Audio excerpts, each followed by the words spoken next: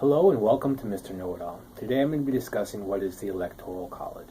Well, the United States Electoral College is an institution that selects the President and the Vice President of the United States of America.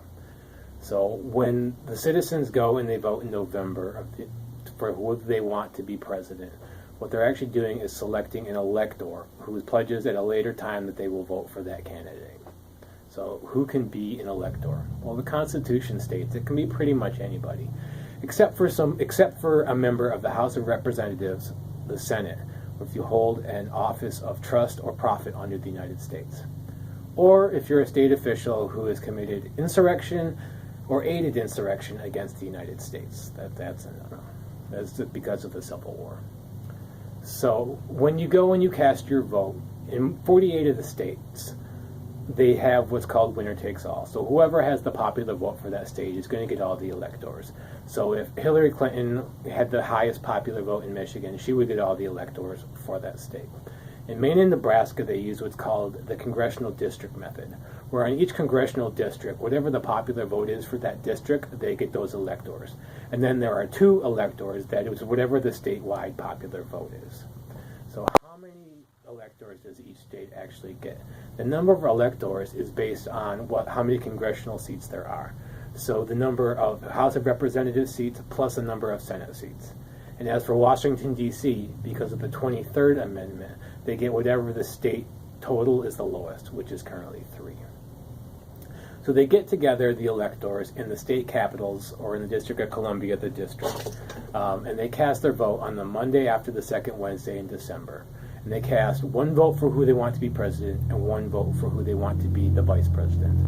And they need an absolute majority of 270. And if they don't get that, then the House of Representatives is going to pick the president and the Senate picks the vice president.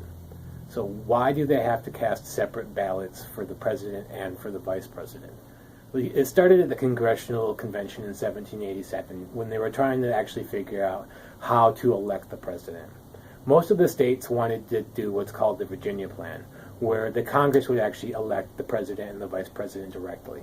But when they broke down into subcommittees trying to figure out all the details of how this would actually work, they decided it would probably be better for them if they had elected officials at the state level to cast ballots. And they did a whole bunch of compromises, and it took some years to get that worked out.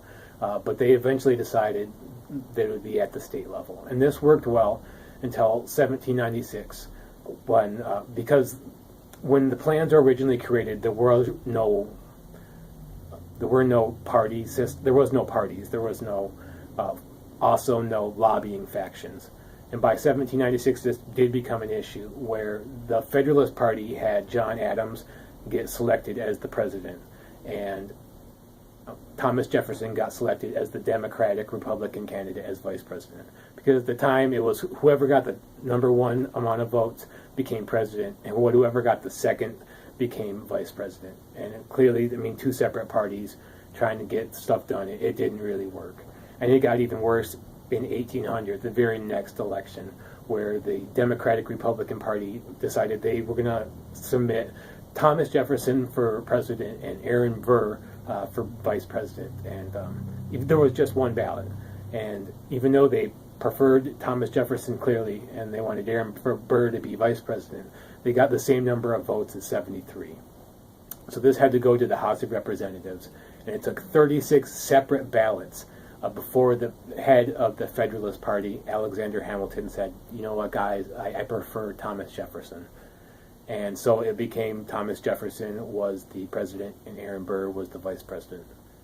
And Aaron Burr didn't really like that, and he challenged Alexander Hamilton to a duel and famously killed him.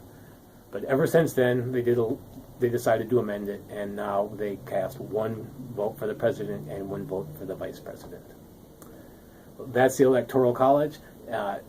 Thank you for watching, and if you like what you've seen, please like this, subscribe to my channel, and in the comment section, please tell me what you liked about this, or maybe what you didn't like about this, and tell me what you'd like to see me cover next time. Thank you very much, and have a nice day.